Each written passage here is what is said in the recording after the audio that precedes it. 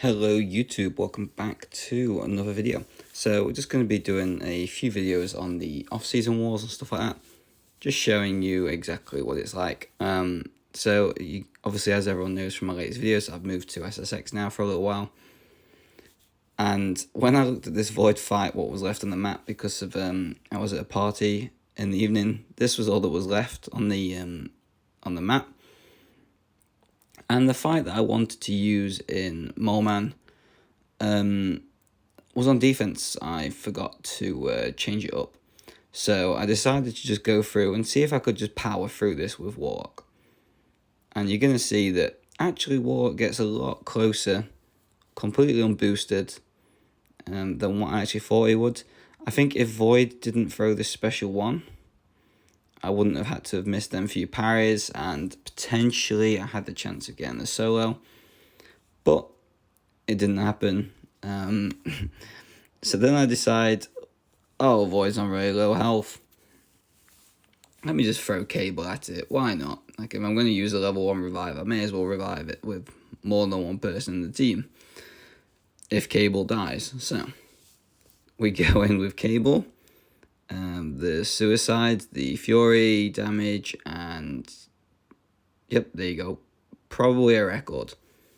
Like 8 seconds, dead.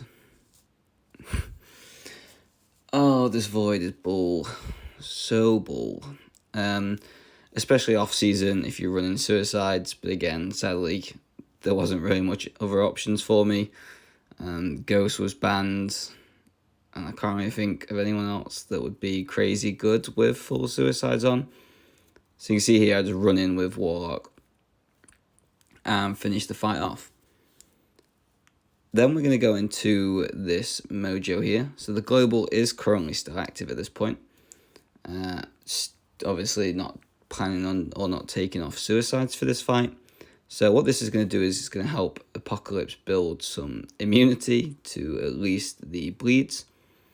And I get a incinerate or two on me, if I remember rightly. But it doesn't quite tick just yet into the incinerate immunity. Wasn't paying attention to the poisons there at all. Wasn't paying attention to the prompts. I'm so used to just fighting Mojo with Defiance champions now that I just forgot. We eventually get the incinerate immunity there, so that's nice. And now what I'm going to do is I'm kind of just going to wait out this time, throw the special 2, and you're going to see here that the damage is just absolutely insane. We're going to power through this again. You're going to give it a moment. It goes indestructible because of the node, so the power focus, or the indestructible 1 node. Once that runs out, you can see Apocalypse's health there. We're down to about 10%. But we get the solo. So that's not too bad. Nice cheeky unboosted solo. So that, who knows, that could always be done in season if you were desperate. You need an answer to a mojo on that fight. Hey, why not bring an APOC and get through it that way? I joke, obviously that is a terrible assignment. But again, this is off season. It's a bit of fun. It's a bit of testing. And when you talk about testing, you're going to see exactly that in this fight here. So for many seasons, it was a running joke. If Domino was on Spite on Path 7, I was going to end up doing it with my Warlock at the time. So we go into this fight here, and I'm like, right, okay, we've got like 15%. Hopefully she might be running like suicides to make this fight a little bit easier, and she wasn't.